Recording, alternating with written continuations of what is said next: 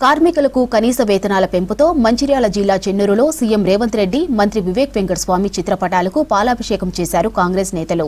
కార్మికులకు వేతనాల పెంపుపై సంతోషం వ్యక్తం చేశారు. టపాసులు కాల్చి సంబరాలు చేసుకున్నారు. ఒకరికొకరు మిఠాయిలు తినిపించుకున్నారు. సర్కార్ నిర్ణయంతో 1,11,00,000 మందికి లబ్ధి జరుగుతుందన్నారు. కార్మిక శాఖ మంత్రిగా బాధ్యతలు చేపట్టినప్పటి నుంచి కార్మికుల కష్టాలు తొలగించేందుకు వివేక్ కృషి చేస్తున్నారని తెలిపారు కాంగ్రెస్ నేతలు.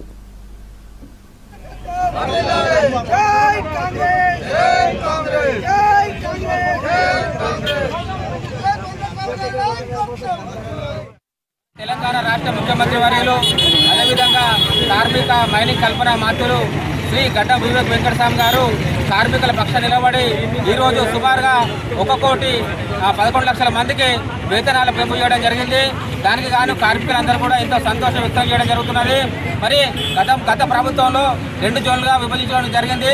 ఈ ప్రభుత్వంలో మరి 3 జోన్లుగా విభజించి ఫస్ట్ జోన్ కింద మరి మున్సిపల్ కార్పొరేషన్ కింద 1 జోను, గ్రామీణ ప్రాంతాల కింద 1 జోన్ కింద మరి వివిధ స్కిల్స్, సెమీ స్కిల్స్ మీద, హెవీ స్కిల్స్ మీద మరి వారికి తగిన రీతిలో మరి స్కిల్స్ కింద మరి వేతనాలు పెంచడం జరిగింది.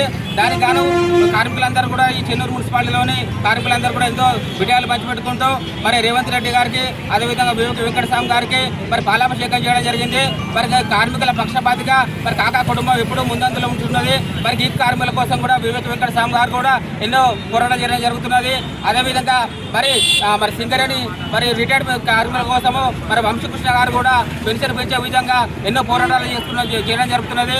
అదేవిధంగా మరి వివేక్ వెంకటస్వామి గారు మరి ఓపెన్ కాస్ట్ కింద ఉన్న గనులను కూడా చెన్నూరులో తీయడానికి కూడా ఎంతో సిద్ధంగా ఉన్నారు.